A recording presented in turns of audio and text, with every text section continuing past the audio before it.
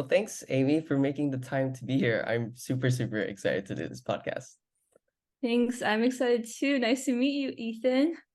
I would actually, to start, um, I like to bring up the story of how I first contacted you. And the first thing I mentioned to you was I really loved your video. I think it was titled "What 99% of People Don't Do," or like something along the line of that. And I mentioned the power of one more, which is something that uh I got that advice from someone else where I would also like to know where did you get that idea from, and why did you think it was, I guess, sorry, how to rephrase this. Um, how has the power of one more showed up in your life, and why did you feel incentivized to share with others? hmm So I think that this concept might have been scattered throughout different areas of the internet, like either on self-improvement videos or books. But personally, I don't remember the exact instance where I knew it. I think more so it came from the habits that I was already trying to do. So I like working out, and sometimes I feel like I just want to add like one more rep to the number that's already set in the program. And I feel like I feel so much more accomplished when I do that because I know that tiny little bit is going to compound over time. And then another case that I've tried to do this is in school, especially. Maybe my goal was to only finish two math problems that day. But since I'm already on a roll, I'm like, why not just do one more? And then that one more builds up over time, such that that's kind of why I think I can do my studies more efficiently at Caltech because, like, just pushing for that one more over time makes me have a lot of the more time left over later to do fun things. And I think that's also why I tend not to like have stuff pushed at the end. So with that experience, I think that that's just made my life like easier and to have that improvement that much faster. And because I have a mathematical background, I understand how the math works and the compounding. So I'm like, I like compound interest. I want to apply that to my life. And I think that many people can benefit from that as well. I love that. And one thing that I've gone through, like practicing the power of one more, also like through working out as well, is just the positive psychological benefit it has on yourself. Mm-hmm. Just like feeling proud of yourself that you did a little bit more than you needed to. And Mm-hmm. I like that you also shared like, it's actually saving you time and compounding, and bringing a positive effect to other areas of your life as well. Mm-hmm. Yeah, exactly. I really like the mental aspect you bring up. I think a lot of the things we do, it's the impact we make on ourselves and our lives is so much more powerful when we take it mentally and psychologically, because that's going to make us build mental toughness and be even better in future things that are hard. That's awesome. Since you did mention a bit of that mental toughness, one of your reels really did stand out to me, and I think it was something that you talked about trying hard. Um, you did show some messages of people saying, you're someone who tries too hard. Um, Mm-hmm.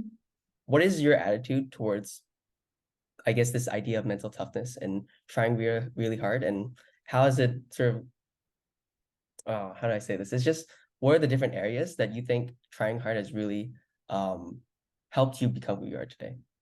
Mm-hmm. So my philosophy toward pursuing anything is that if you're going to try it, you might as well put in your whole effort. If you're gonna half butt something, I don't swear, then you might as well not do it at all because you can't see the potential you could make in that area.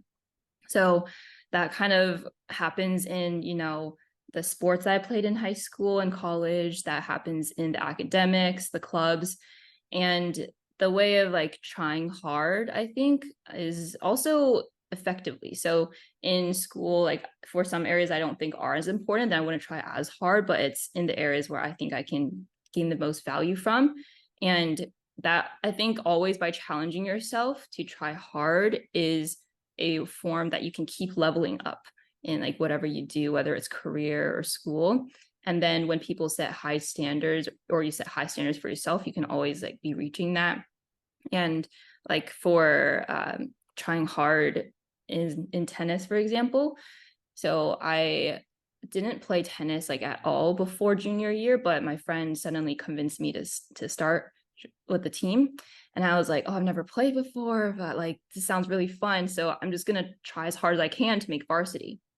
So with trying hard that summer before junior year, I took a bunch of private lessons. Granted, that means I'm like relatively lucky to have the ability to do that. And then I practiced a lot with my parents. And then miraculously, I not only made varsity that first year, but I also made it to state after winning a regional champion. So I think that if I hadn't tried the hardest I could, I would not know how far I could go. That's awesome. Did you did you envision like some of like the achievements in mind when you first started out, or was it solely you having this like intrinsic drive to want to be better? Yeah, I think I have a lot of intrinsic drive just because I believe in a lot of human potential, in my own potential, and everyone's potential, our unique strengths. And so, in our short lifetime, I want to make sure that I don't have any regrets. I want to see where I can use my potential. So, for, like doing well in school and making the tennis team, I had like small goals where it's like, oh, I'm just gonna get straight A's or I'm gonna make the tennis team, but it's more the systems that I set that made me reach higher than I would have expected or even imagined. That's awesome. I love that you mentioned goals and systems, and it reminds me of a book I read called Atomic Habits by James Clear. Yes, that Uh, was my most recent read. Really, that's awesome. So I think that his quote was like, don't set goals. Wait, you don't rise to the potential of your goals, or the heights of your goals, but you fall to the levels of your systems. So Yes. I think that hopefully I got that quote right. I read it quite a while ago. But Oh yeah, good yeah, just memory. yeah, just having the systems in place and like that really does segue into like the whole topic of habits. Um, as someone on the outside who might look through your social media, your YouTube channel, sees all these accolades and sees how, I guess, a lot of the success that you achieve. But in terms of boiling it down to like what you do daily, is there some of the daily habits or daily principles that you do follow that you believe that um, help you achieve the things you want to in life? Mhm. Yeah, I think a big overarching idea that I try to always remember is that our time is short. So I value my time a lot. If we think about money, right, we wouldn't just flush money down the toilet. We're like, wow, what a waste. But all these billionaires out there, they're spending billions of dollars on how to increase their lifespans. So that's the value of time. Like you cannot buy that with money. If we wouldn't waste money, why would we waste our time? So how I approach that is, there's so many distractions nowadays. And even though I do social media, I don't tend to be a consumer of social media that much. Like I might make a few TikToks, but I will never go on the For You page and scroll because to me, having that lack of predictability and not seeing what I find helpful or what I even like, I think that to me is like a waste of time. So I just reframe it in a way to be like, I don't want to do that instead of being like I'm forcing myself not to do it because other people say it's bad. So by reframing it to be a strong internal locus of control, I think that I'm able to always be doing things. Well, not always because we're not superhuman, but like to have a higher percentage of my day be spent on things that I know are good for me. I think that's the biggest philosophy and habit I do is like I try to do things that are good for me. That's awesome. And I love the concept of like being really deliberate with how you're planning out your days. I really do feel like that carries out and like allows you to, because it does require you to think first. And Mhm. in that thinking phase, we actually do um we identify the things that we actually want to achieve. And it does remind me of another book, sorry to mention another Oh book no, as not at well. all. I love reading. It's I think it's quite popular. It's Seven Habits of Highly Effective People. Yes, that's a good Uh, read.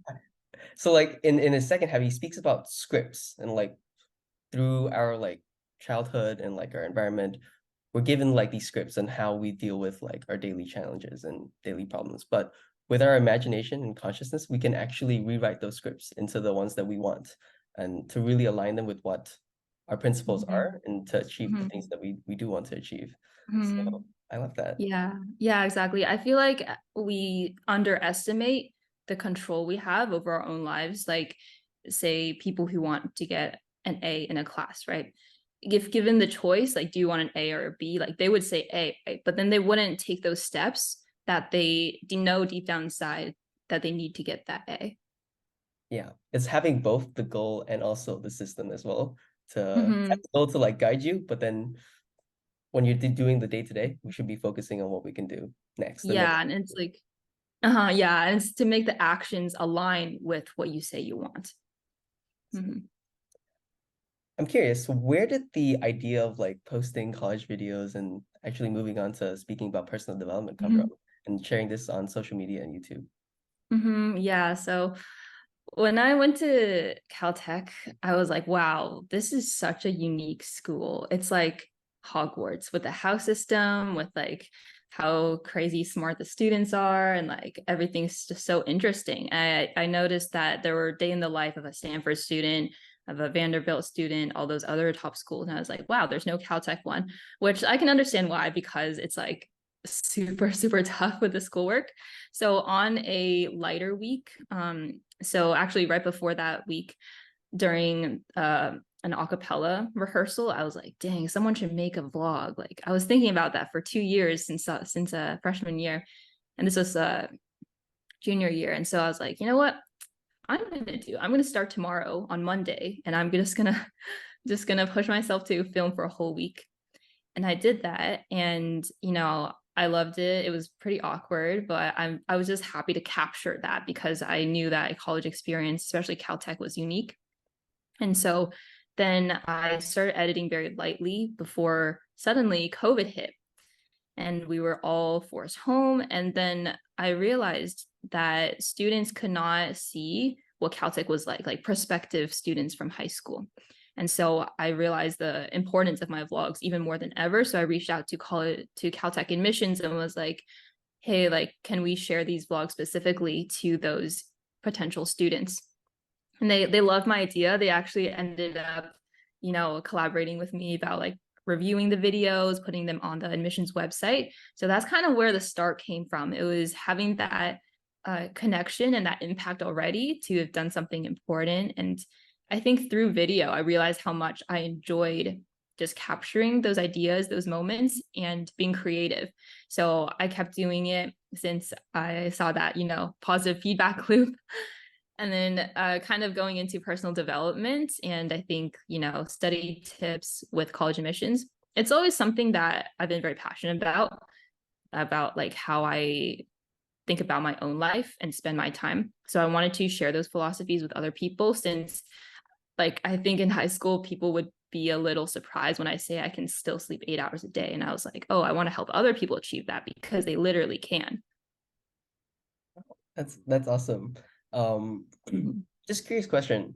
Early on in like I guess the early phases of you starting to share these videos, what was the growth like? And were there sort of challenging points that you felt like things weren't going really great? And like, do you ever have those Mhm. moments where you feel like, why do I keep doing this? Or should I really continue making these videos even though it's really time consuming and you also, of course, were balancing studies with Caltech as well.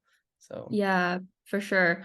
I think I really started taking YouTube seriously in January 2022. So previously, I was making videos and kind of hoping things would go well, but I didn't want to admit to myself that I wanted to do well on YouTube. Like there's still this kind of stigma of like, oh, I want to be a YouTuber. And so when I started doing that, yeah, it was really hard because I think YouTube is one of the hardest things, if not the hardest thing I've ever tried to do well in. And I still don't think I'm very good at it, but more on that later. So that summer, after already posting consistently, like once a week, I just like, yeah, I just kind of had a few moments where I was like, I don't know like what I'm doing. I feel like I don't have a direction because things weren't videos weren't getting that many views, and I felt like, oh, I'm trying to spread like good message, like I want more people to just hear it. And I just thought that I didn't have a way forward because I've already been trying so many things and they just kept failing one after the other. And so it was just that kind of moment of like, oh, helplessness and what to do. But I talked with a friend who has a YouTube friend who's like He was also relatively small, but he had found some success in a very small niche of coffee. And he told me to just like niche down first and find that focus. So that's what I started trying to do and trying to use my quote unquote unfair advantages. And so I think that like finally one video that blew up was a Stanford rejection one, which is kind of ironic because it's like a failure. But I thought it was important to share. And it made me happy because people might think, oh, you're so accomplished in things, but we all have many failures in our lives. And those don't define us. Those only show us how we can move forward. So, yeah, long story short, there were a lot of struggles. And I still struggled after that Stanford video. But I think I'm finding my way a little bit better now, knowing that and remembering that studying and doing well in school with balancing life is my strength. So I think that given a direction, I'll be better. And I think one analogy that I always told myself was like, I knew that I was taking a boat and I was like pushing it in many different directions. And that means it can't go anywhere. And I was frustrated with myself because I knew I was doing that and I just needed to push the boat in one direction, but I didn't know the direction to push that in. So that's where a lot of the struggle came from. I would like to revisit, you mentioned the word success and failure a few times. Um, One of my favorite podcasters, he actually did inspire me to do podcasting, is Tim Ferriss. Mhm. And one of his Ah, favorite questions is, what are your favorite failures? And it's weird to say favorite in front of failures because mm, it's just looking back in hindsight. How have those failures really changed us? And have they been for the better? Has rejection always been for the better? And helped you today? So my question is, are there any other sort of like these favorite failures that you've had outside of social media? yeah. So I think the Stanford rejection, not getting into Ivy, was kind of one where I'm really grateful that I attended Caltech. This whole life trajectory it's put me on has been really fulfilling, and that's how I met my like now fiance as well. So I think some things just work out, like you end up where you're supposed to be. And then another failure, I suppose, would be how I was on the Caltech basketball team and I was a bench player, but then I practiced really hard the summer before sophomore year. And like I wanted to, score those points and like shoot those baskets. I knew I could, I just didn't have the confidence to. But then my back got injured and I was like, oh man, like this sucks. I put in so much effort and now I have an injury, so I can't really play. So that kind of made me reevaluate like basketball is probably not my strength naturally, even though I could have a good shot, but like I don't have the aggressiveness to do it. So I think it made me realize I should put my energy in other areas. And I started working in Francis Arnold's lab during the school year.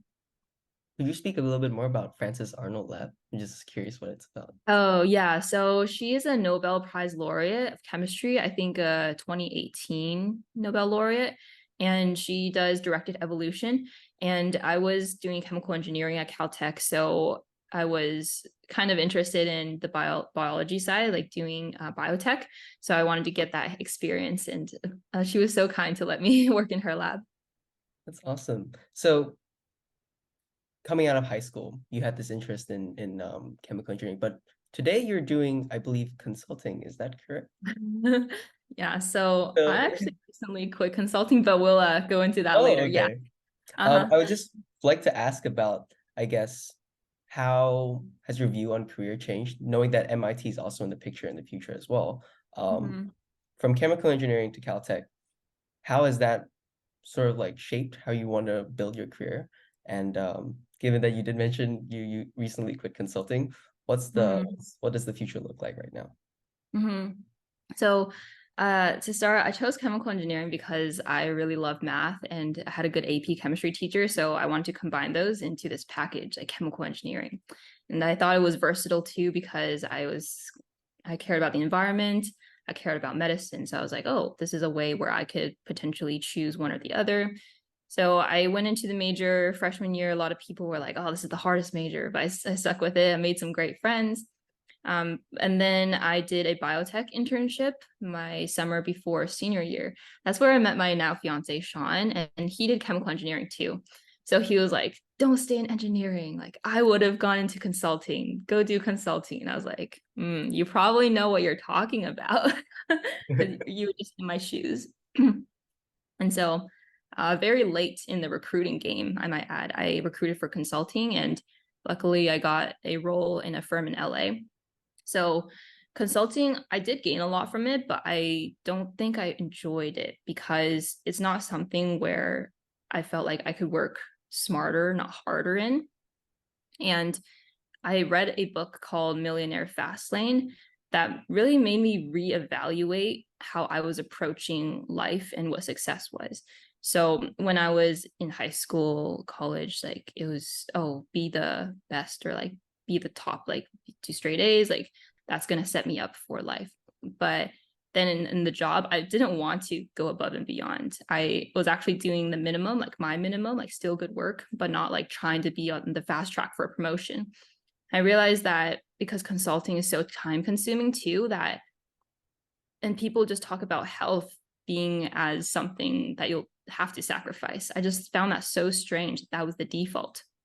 And I was like, but health is our life, like why would we be slaving away years of our 20s for the promise of a good retirement?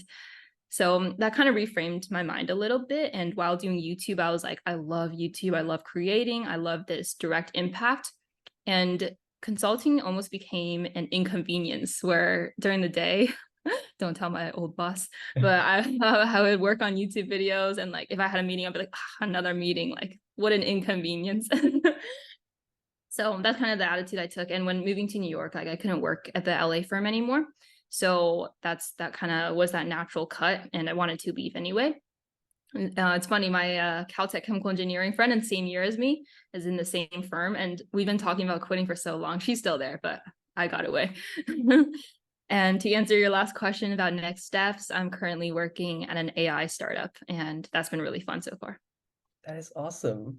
I am I'm very interested in AI as well. I'm also currently doing an internship at an AI lab here in Vietnam. Oh. What is it? What specifically are you doing with AI? Is it on computer vision, like natural language, or what is? Mhm. Yeah. Well, that's awesome. You're into AI. AI is a big thing now.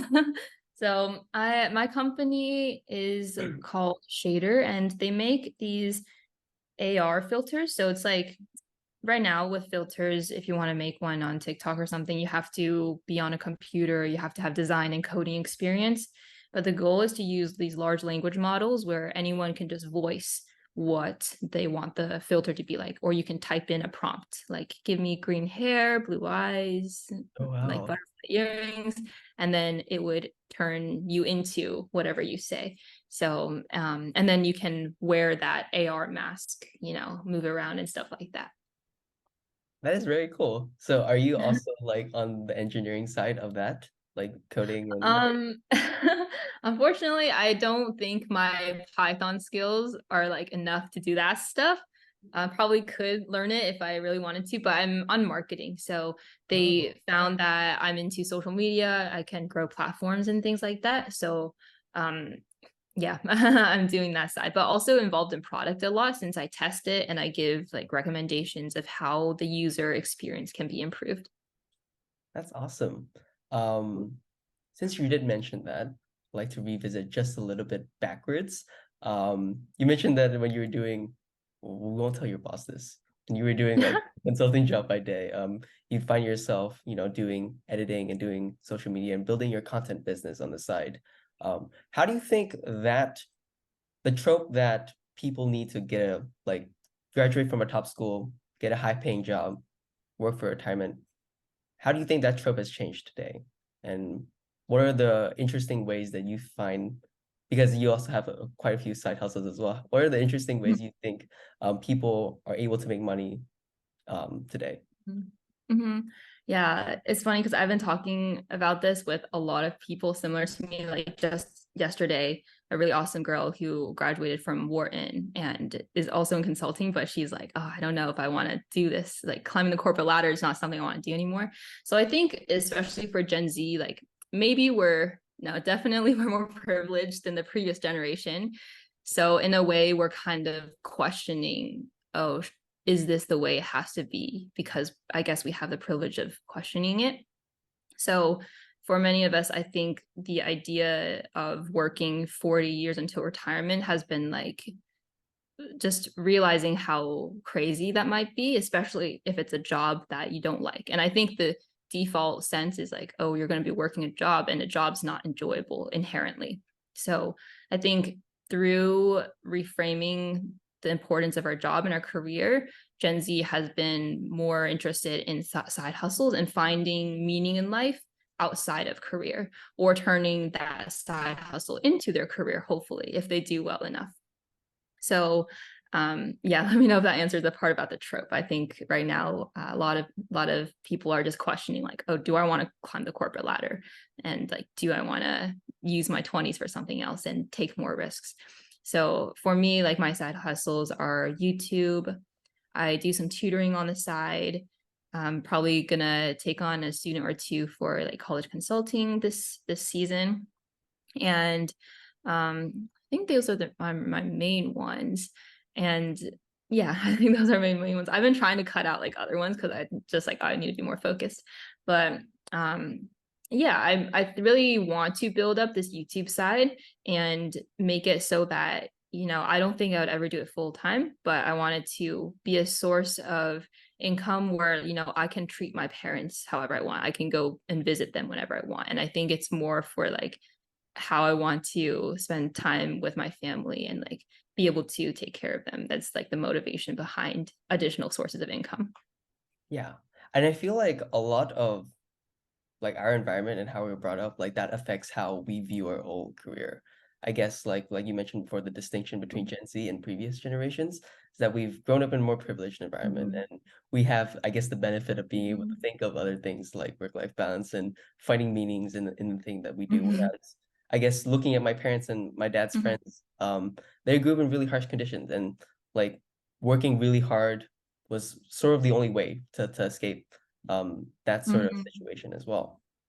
Um, I Yeah. also like Mhm. really my eyes are really open like from doing this podcast of that people actually are listening to the podcast and realizing that you can monetize from an audience and realizing that ourselves like we ourselves are products that we can market to people as well and not Mhm. necessarily do you need to be working for a Mhm. company. We can market ourselves and I Mhm. feel like um people who I look up to are like Alex Hormozy. I don't know if you do know him as well. I love his story as well. Alex I don't Hormozy, know. I'll look him he up. yeah, I think he just like grew his like gym brand and like now he does like Instagram and social media full time. But realizing that's a possibility in today's world, which is really, really, really cool. I Yeah, I also, think it's yeah, amazing. sorry, did you want to? Yeah, I was just gonna say if yeah, sorry, I think there's a little bit of a lag, but I think it's an incredible opportunity right now where we have these platforms that we can put ourselves on for free. And I think it's a lot more fulfilling too, knowing that if our brand is serving as a source of business for us, then that's very unique to us. It's like, you know, we're replaceable in big corporations. Someone can do the same work as us. And that's also why I don't find that as meaningful. But if only you like you can be Ethan's podcast, like that's special. And like that's leaving your positive mark on the world. Yeah, just I feel like a lot of career satisfaction comes from just if we didn't have to work for money, that's what we would be doing. And I feel like that is Mm-hmm, great, mm-hmm. like thing to look like sorry. It's like the ideal for us to look try to follow, like do something that we love and also it Uh-huh. helps us like sustain us as well. Mm-hmm. I'd also like to mention Mm-hmm. MIT again. Um Given like Mm-hmm. what we've been talking about a bit about this career, how did MIT come into the picture? And what are, I guess, your goals here in terms of like using this experience to better your career or in like anything else in your career as well? Mm-hmm. Yeah, so I think I've always, since freshman year of Caltech, been curious about a business degree. So I think that with the background I have, and you know, my grandma kind of being like, "You should get more degrees, as many as you can," because of that philosophy, I'm like, "Oh, I should still get a master's. I should not stop at an undergrad." But I don't want to do a PhD. So I was like, oh, business sounds cool because looking at things strategically from a high level, it sounds interesting. And I do feel like that management or like leadership calls to me. So then senior year, I discovered that, oh, there's this deferred program where I can apply to top MBA programs and then just defer like 2 to 5 years. Because typically the admissions process is where you apply as a full-time employee and then you go the next year. So I applied to a few top programs, and then MIT was one of the ones I got into. And I think that I really liked how it's the center of technology plus business. And so I have that in my back pocket right now. And I can go in 2 to 5 years. So since I've already had 2 years of work, then it'd be in 2 to 3 years right now where I matriculate. So I think I want to use that to either get into a big tech company and do something like product management, or you know um, get into another startup, kind of wherever it takes me. Like, I don't really know specifically yet, but more so than that, I love the experience to be together with a bunch of different people from all over the world. And these people are all, ambitious. They have some vision for the world. And I'd love to be surrounded by and like learn from more people like that. I think one of the most amazing things in the world is just by getting to know more people and learning from them. Yeah, I feel like people are an amazing source of learning as well. I am very Mm-hmm. like I'm also interested in MIT possibly in the future. I'm going to university in Australia, but in terms of like Mm-hmm. I've last year I caught onto the channel Stanford's View from the Top. It's where like MBA students interview, I guess like CEOs and founders and people like that. Oh. So like the Mm-hmm. thing that really, I guess, like shows in terms of like these business programs at the master level are just the people and environment that you're exposed to. And I think that's something awesome to Mm-hmm. look forward to, just like how that's going to change your perspective and just meeting new people, gaining new skills in that type of environment as well. Mm-hmm. Yeah, for sure. The environments really shape the kinds of life paths we go on and the skills we gain, especially in business. It's going to be completely different from my experience at Caltech, and I'm interested in how that's going to look. Awesome. I would like to ask a question that's, I guess, a little bit related in terms of academics, but I'm wondering if there's been, I guess, an influential class or a person, I guess, any time between high school, your undergrad at Caltech, that's really made an impact on you. And I say like class and person because sometimes it's the person that really like, or sometimes it's not even a person that mentors you, it's just someone you've seen that's really impacted you. So you did mention Sean, which you did your internship with in high school.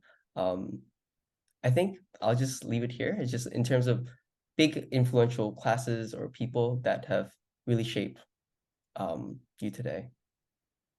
Hmm. Yeah, so the number one, naturally, Sean, because we spend like all of our time together. And we're quite literally like intertwined, like our lives are now.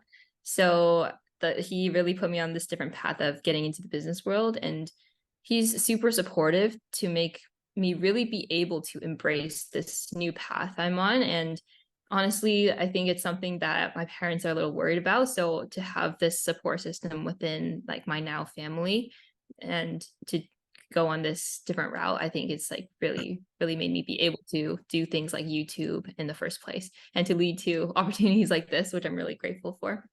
Um, I think as far as other people, maybe my professor in chemical engineering. So he he kind of has a business mindset when it comes to teaching, and a lot of the classes involve the impact a product could have on the customer and like how you want to think about creating, not just using the technical side, but also on the human side.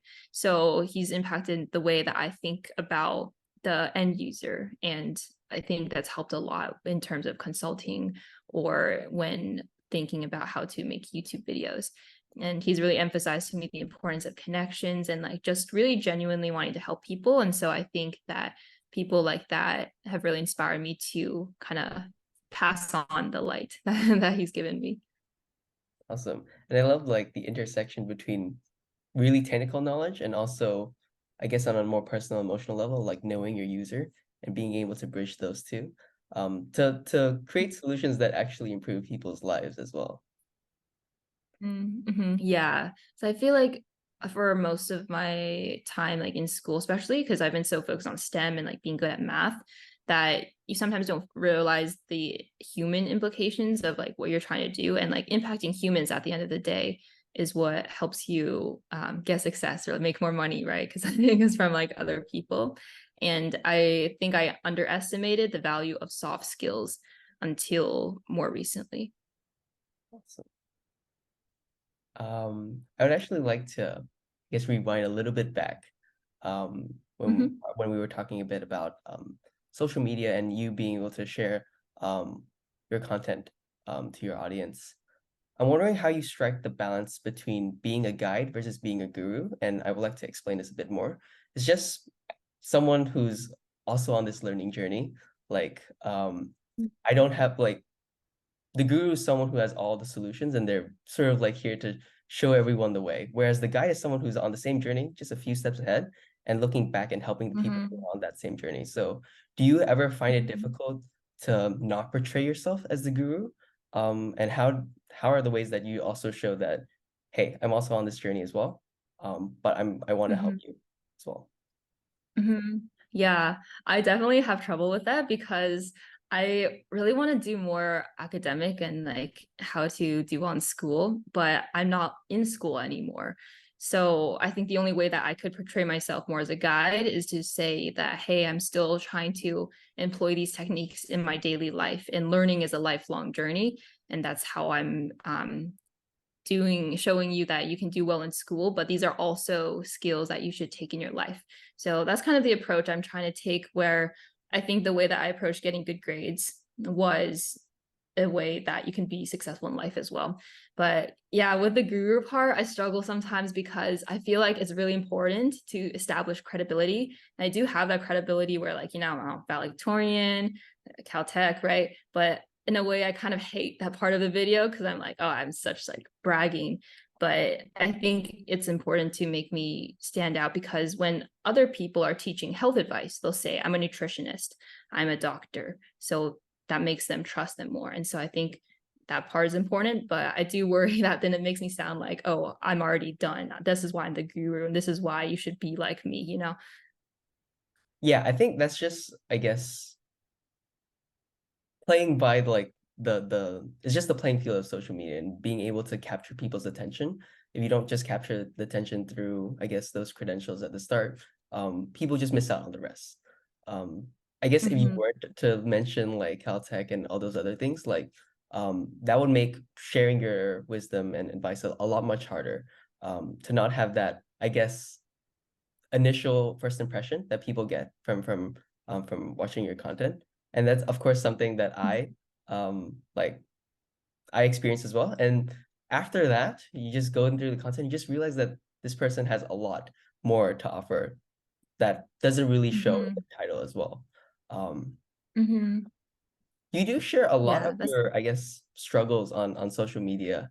You mentioned, I guess, I also mentioned before, like people who would mock you for trying hard, or um, just being able to share these struggles online, which I really do commend you for. What has been the most challenging thing of doing this, and what's also been the most rewarding?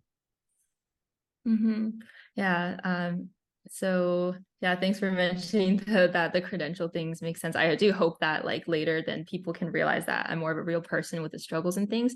So the struggle with sharing some of these is that, since they did affect me more back then, like emotionally, is kind of like digging that up. That's why there's that YouTube video about how the trauma essay in college admissions is like actually not good for students to be doing. But like for migraines, for example, when I talk about how painful they were, like I still get them sometimes. And each time it's like, I sometimes I just like, wow, my life could end right here because it hurts so much. So it just like brings back that true feeling of like how terrible it was and how like how demoralizing and detrimental it was, like in those moments when I was in high school, and like people are living their lives and suddenly I have a migraine. It just like sets you apart and makes you different, because other people may not necessarily ever be able to experience that pain, which I hope they don't. But the most rewarding thing is that I'm very happy to show that I'm just a human at the end of the day. And just like with showing the credentials at the beginning, so the credentials are to, yeah, like set me apart and be like, I can speak to how you do these things because I use them and they're helpful. So that's kind of like showing what the end result is, like proof, quote unquote, of the effectiveness. But at the same time, showing the struggles of like, I didn't get those just because I'm naturally smart. Like, I'm not naturally smart. I'm not more privileged or able than you. And if I can get through things with these struggles that are real, you have struggles too. Like, everyone has struggles. That means that you can find your own way to be the expert of your own life and bring yourself out of those difficulties.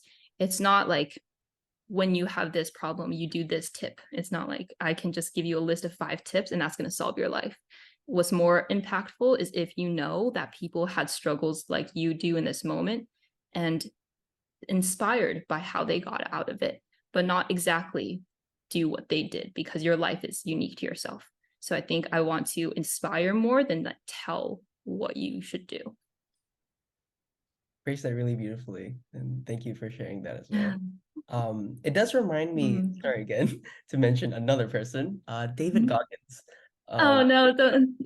Oh yes, I love him. so David Goggins, like he wrote the book. I think I forgot the name, but he wrote a really powerful book. Um, I only listened to an interview. I haven't read the book yet, but he does mention that when people read the first few chapters, he talks about his life in the past, family abuse, growing up really Mm-hmm. poor, not doing well in school, like having dyslexia. And then people would get to the Mm-hmm. middle of the book, and then we would start hearing about like how he would tell us stories about his Hell Week, or like which is like the Navy SEAL program, and like all these amazing feats that Mm-hmm. he was achieving, right? And then he would say, David Goggins would say, you already forgot the first part of the book. Because once people start hearing about the amazing things that people can do, we sort of isolate ourselves from them. Like they're extremists, they're extraordinary. I'm not that person. Mm-hmm. But just being able Mm-hmm. to show those like struggles and like the parts that do make us human, I think that helps other people, like your audience, also believe that they can achieve these things as well. So Mm-hmm. that's just Mm-hmm. from a Yeah. perspective from me as a viewer of your content. And Oh. yeah, this just awesome that you continually do this, and I've been following your Instagram just like up to the point of Oh. this episode as well. So it's been awesome. Oh. Oh my gosh, thank you so much. And I'm so impressed by how you remember these concepts you've read or you've heard, because I think that's such an important quality, is to actually remember the valuable things you've learned and to convert them into ways that can help your life. Because a lot of people consume, productivity videos, but they don't act on it. So it's like, what was the point of consuming it? But if you convert those learnings, then like it's amazing. So really props to you for that. Let's stay on that topic. What are your sort of best practices in terms of ingesting other people's advice and applying it to your own life? Hmm. So I think when I learn something, I just have to like write it down immediately. My phone notes is like insanely long, because I don't trust my memory, because there are so many things that just spark my brain like, wow, I love that. So I think taking notes and reviewing those is something important, where, we're given so much information. But I think more so than that, it's like when I have a tip, I can remember it in a relevant situation.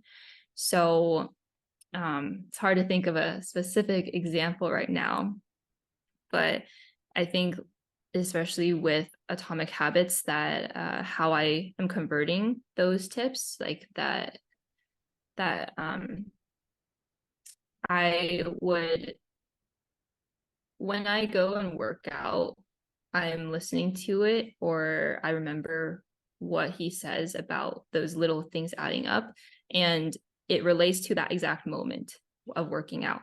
So in that moment, I can already take action upon it. It's like when you remember it, see if you can immediately start putting it into practice, because the more you put it into practice, the more you're taking it as part of your own identity, and it's no longer a tip someone else taught you, but it's what you have inside, and then you'll continue doing it without having to actively remember, oh, they said this was important.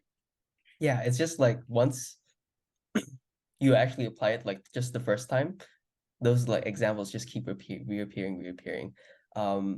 You mentioned Mm-hmm. Atomic Habits again, and I also like to mention one thing that's actually been a really influential book for me, and I just realized that I still have a sticky Mm-hmm. note that has 1.01 to the nth power, which is his point on like Oh. 1% every day, right? And I have that right next to my Mm-hmm. bed. So I just remember Uh-huh. that. Oh my God. So Wow, that's awesome. Yeah, exactly. Little reminders like that. Uh-huh. It's and amazing. yeah. Also, another thing that I like to do on top of just reading books is just listening to interviews with with the author and just being able to hear their voice. And like sometimes when like this situation arrives, you just hear the author's voice and just telling you this piece of advice. And then suddenly like that just builds muscle memory. Mm-hmm. And then you actually start applying that as well. The Power of One Word is one of those examples. Mm-hmm. It's just a podcast interview that I listened to. It was interviewing Ed Milet. So that's how I started applying it as Mm-hmm. well. And Oh, mentioning it to okay. you also will reinforce that as well. So that later on, hopefully I keep it up forever. Oh yeah, that's awesome. That's great that you're applying them. And yeah, exactly. If you hear a voice, then it's more like a person is telling you, like a friend telling you advice, and you want to listen to your friend if it's valid advice instead of just, reading something that's like a random person online. Yeah, awesome. Mhm. I like to segue the conversation just a little bit. Before our recording, we talked a little, like you asked me a bit about like where I'm from. We also had like a bit of a quick like cause conversation about like your Chinese name as well. Um, I'm just wondering about heritage, and you do speak about your family in like one specific reel. I forgot which one, but it was one reel I really enjoyed as well. Mhm. Um, and Mhm. what I liked in that reel was that you mentioned you would bring your Chinese food to school, and then your classmates would say it was you, and then from then on you would beg your Mhm. parents to buy school food instead. But Mhm. now just having that perspective shift and like actually appreciating, I guess, your Chinese heritage, um, what are could you like expand on that? Is there any other ways in which you really do feel proud of your heritage today? And how does it really become a superpower for you? And how does that help you stand out from others? Yeah. So the story from childhood, that's like the classic lunchbox story. It's like almost too cliche at this point, but I think just because something's cliche doesn't mean it shouldn't be shared, because there's still a lot of truth to it. It's like a traumatizing event for many kids. And so like now as I grown older, I think going to Caltech has helped me a lot, because there were a lot more people like me who have these Asian immigrant parents who can speak Chinese and who, love Asian food. So I think being around people who are already part of that environment of embracing themselves has been helpful. And like where I am now too is like, so this shirt is like I designed it with my Oh friend, wow. and it's to represent my Chinese zodiac. Yeah. So because I'm the year of the tiger, and Yes. so we're designing one for each year now for zodiac. And I think I'm just really proud that my heritage is something that makes me special, because I have this experience of being part of two worlds. Like Asian Americans, we're not fully American, we're not fully like Asian, like we don't really fit in either country, but in a way that's like something that makes us special, because we can understand both sides. And the power of being, open-minded to different cultures, to different experiences, just makes the world that much more exciting and vibrant when you want to understand everything and want to travel the world and be immersed in different areas. I think it can create a lot more ability to be empathetic as well. So I think that's why I'm really proud that, I can enjoy the amazing experiences in China, and at the same time I can also enjoy America. And I feel really lucky that because I ate everything when I grew up, like chicken feet, like intestines, everything, like I enjoy those foods. And I feel like you can get more out of life if there are more things you enjoy and that you're not afraid to try. Chicken feet is probably the most underrated dim sum dish that I really like as well. As a fellow, Yeah, it's so like, good. yeah, as like a fellow person who's also, Mhm. like I still continually struggle with the question, so what is your nationality? And I would just say my parents are born from Cambodia, and but my grandparents are from China. But I was born and raised in Vietnam. Mhm. So just experiencing all three and just realizing Mhm. that I'm not entirely proficient in Chinese, not entirely proficient in Vietnamese, or Cambodian culture as well. But just being able to be exposed to all of that just makes the world feel a lot bigger and just opens up your perspective. And again, like I really like that you Mhm. mentioned empathy. It just makes you more empathetic to other people, just realizing that they probably came from a really different culture and like being able to engage with them and just to learn more about their story, that helps expand your perspective as well. So that's also Mhm. something I really taken away from being someone who's multicultural. Yeah, that's awesome. Yeah, I think there's a lot of strength in being multicultural. Mhm. Um, just before we move into, I guess, like the rapid fire round, which is the end part of this episode, I'm just wondering, is there anything that I haven't asked you, or anything that you would like to revisit?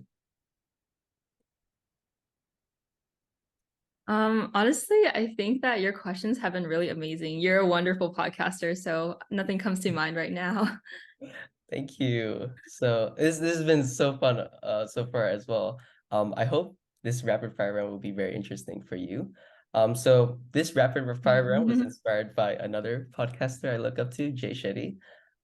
So the whole concept is I Mhm. ask you a few questions and then you try to answer in 1 to 2 sentences maximum. The whole idea is just to see what's on the top of your Oh, mind. And yeah, that's how we end the episode with a bang. So are you up for it? oh man. Okay.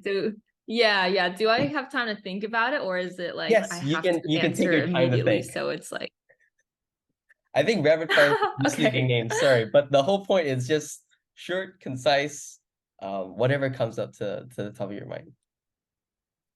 All right. Okay. Sounds good. Ready. What does a good education mean to you? Mhm.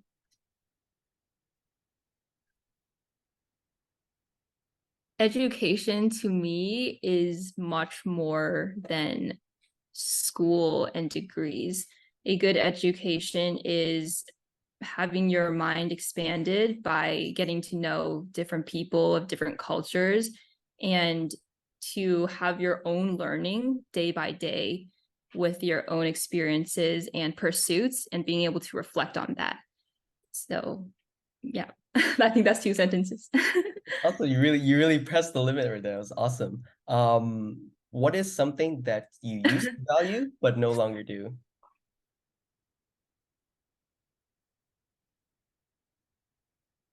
I used to value climbing the ladder, being the best, becoming the CEO eventually, but I no longer value that as much as my health and more fulfillment in doing things I enjoy, like creating and feeling like that's that's a more meaningful way to spend my life rather than chasing someone else's dream that they said it was for me.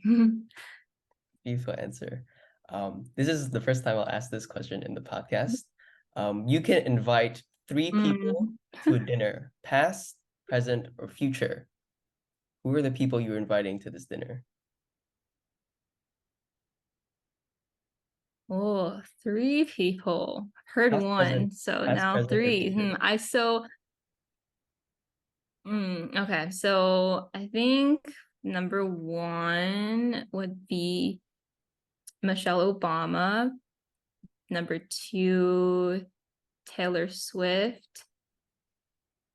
Number three, just because he was on the top of my mind, like Dave Goggins. um, Yeah, this rapid fire is hard because now I'm like, oh, are those the top three? But that's who came to mind. And I think it's because all three of them have done really amazing things despite difficult circumstances. So I would love to just be more inspired by them and learn their personal stories and how they continue every day to do better, even though they're already known as these wonderful figures. I love that you bring up Michelle Obama, and heard about this recently on a podcast as well. I think it's in her book. I haven't read her book though. But she mentions that she's always been praised for like having good academics. And it was to the point where she didn't really know where she was going next. When she got into Harvard Law School, like the praise was just Mhm. overwhelming for her. And that really like Mm, sort of like clouded her own judgment and didn't like she didn't really know what she was doing back then.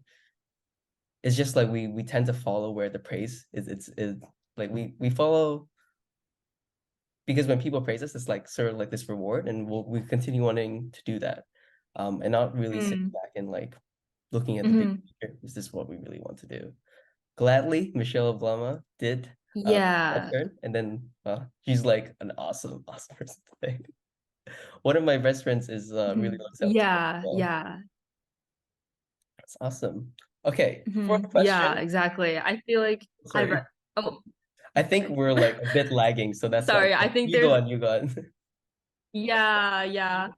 Oh no, sorry. I was just gonna say yeah, because I listened to her audiobook Becoming, and I feel like I resonated a lot with her and her story. So that's why I like Michelle Obama.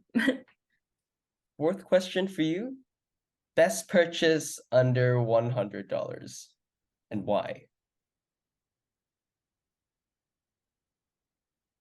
Oof.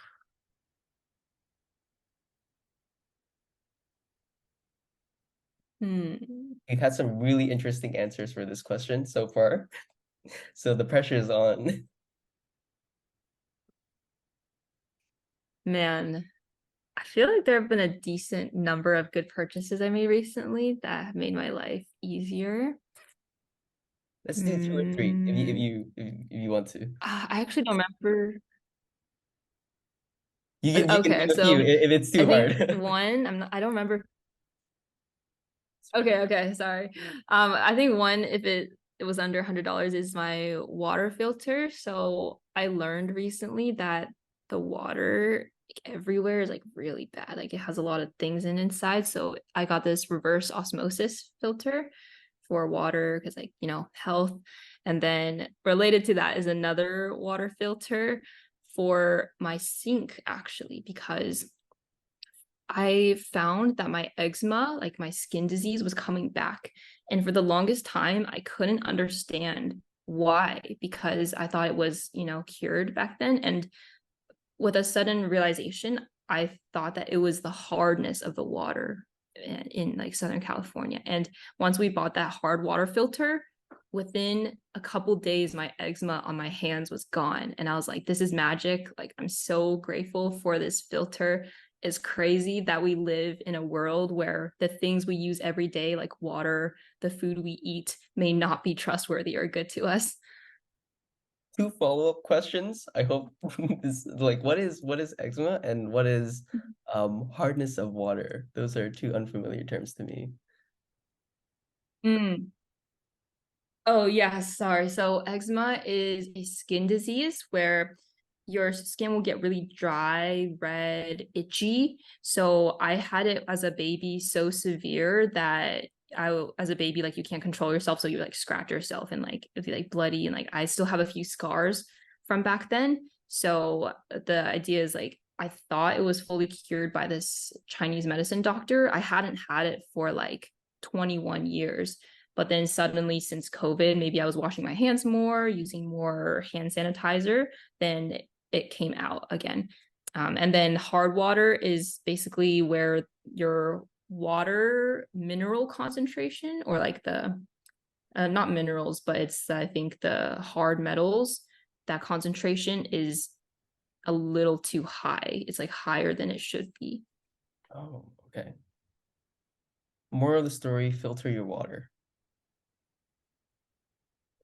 Last question. Yes. For- Last question for you. Um, you have a billboard that's mounted on the side of a highway that everyone in the world drives past. What is the message and or picture that you put on this billboard?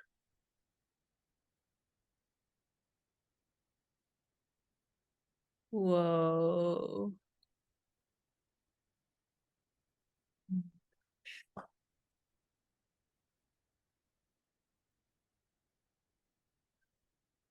I don't know how I would describe it exactly, but I think it would be a combination of an image and words where I would show this is the point you're at now, and then like it branches off to two ends, and it's like if you are using your full potential and doing the things you think are good for you, like this is where you'll end up.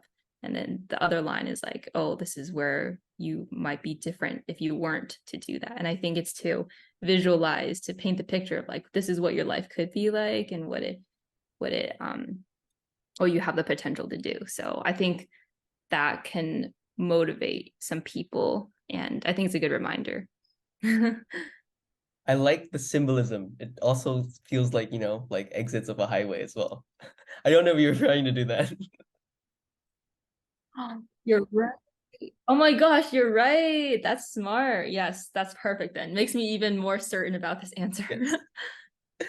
Well, yeah. Everyone, please show Amy some love by sharing this episode to someone who would benefit from listening. And I hope to be able to do this sometime in the future soon, if that's possible. Maybe in a future episode, a long time from now. But thank you so much for your time, Amy, and Mhm. it's wonderful. Yeah, thanks so much for having me, Ethan. I would love to keep in touch with you. You seem like a really amazing person. And yeah, I'm looking forward to, how our conversation spreads. I think a lot of information was really valuable and let's do it again. So, well, yeah, that's it. I'll just cut it right there. This is awesome. Thank you. I can't believe like Okay. Yay! we're done. Thank you. When I reached out to you, like when I first came Yeah. across your social media, I like when I first even sent out the email, I didn't have high hopes that you would reply actually. Just because you felt really busy and like with a lot on your plate as Oh. well. But like just being able to do this right now, it's just so cool. And I was quite nervous throughout the podcast as well. Oh no, you didn't seem like it at all. I think you did really awesome. And yeah, I'm so happy you reached out. I really want to I think it's really amazing that through my platform I can meet people that I otherwise like would not have been like met like you and like some of my subscribers. And I think it's just like really amazing. And like I think it's a good lesson too to like always shoot your shot, you never know. Yeah, just I've had my fair share of like cold contacts that were completely ignored, but just realizing that just having one or two like for a few tries, like that's great odds. And it's always good to keep going. And like this Hmm. podcast itself, it's like Yeah, for sure. the selfish intention behind the podcast is just it's hard to like invite people to talk for like an hour or 2 hours. Um, so having the podcast just it's easier for me to like invite them on and really just like pick their brain with questions I'm curious about, but also having like a niche that other people would love to listen to as well. Yeah, I actually love podcasts. I was thinking of my very long list of, oh, what should I do? Like, I want to do a podcast too, but it was just like too much. I was like, I can't do this and YouTube. But that's why I was also really excited to come on because I think there's a lot of stuff that I want to share that I can't cover in every single video. And like, I don't have time. So just having this conversation and chatting with someone with these questions is really helpful. And on another note, is the lag okay? Like, is your recording going to be laggy too? And do you cut it up at all? So like we might cut some like audio sciences and stuff. The only issue is just the delay. So that shouldn't be a big problem. The science is easy to cut out. Sometimes we just overlap a bit, but there's no problem with that as well. Mhm. Okay. Sounds good. I was concerned about the overlap and like if the delay would make the audience confused, but if it can just cut out the gaps, Yeah. then like that would be good. And just in case, like when we realized the delay started, like toward the end, I did start like doing a voice recording with my phone, so I can also send that over just in Oh, case that's okay. helpful. Okay, thank you. Thank you. And also, like, if you would want Hmm. any clips Yeah. from like this recording, because I'll have the MP4 file as well. If you do want to keep like, we can chunk those up if you do Hmm. want to share them as well. But I think yeah, and of course the audio will be Hmm. put on Spotify as well. Okay, awesome. Yeah, I'd love to have the recording. And yeah, is it like fair game? Like, can I share clips of Yeah, it yeah. like however I want, like potentially in a future YouTube video? I don't know how I'd use it actually, but yeah, I think having the visual and like people talking and smiling, like your smile is so good. Like I think Oh, it's just thank like very you. good to the viewers.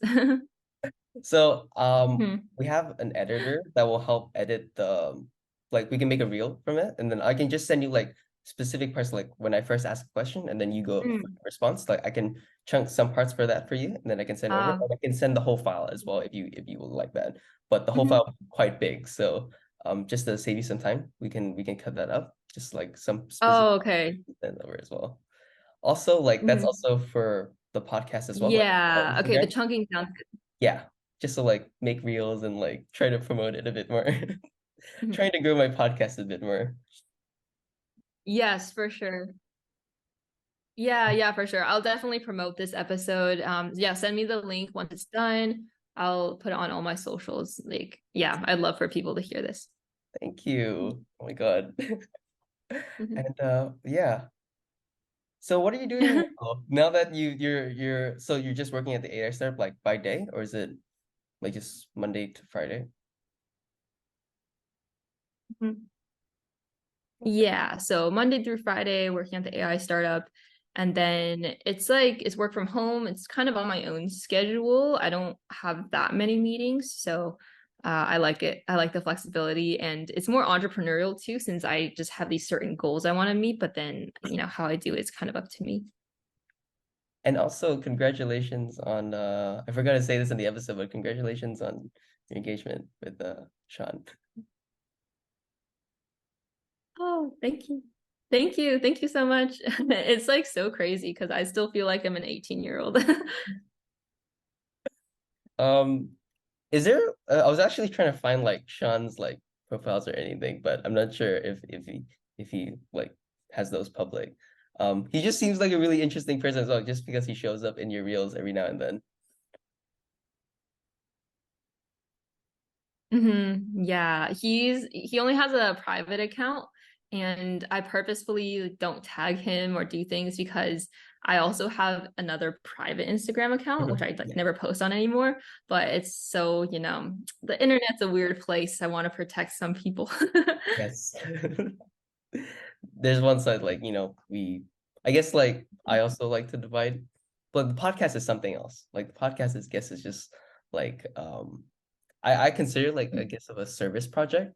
Initially, it started as that. I just didn't want to make I didn't really invest in like equipment or anything. I just thought it was a really fun thing to do and people seem to enjoy it. And yeah, but then on the other hand, like keeping other things private is really important as well. Yeah, yeah, yeah. So, So, okay. I think there's nothing else.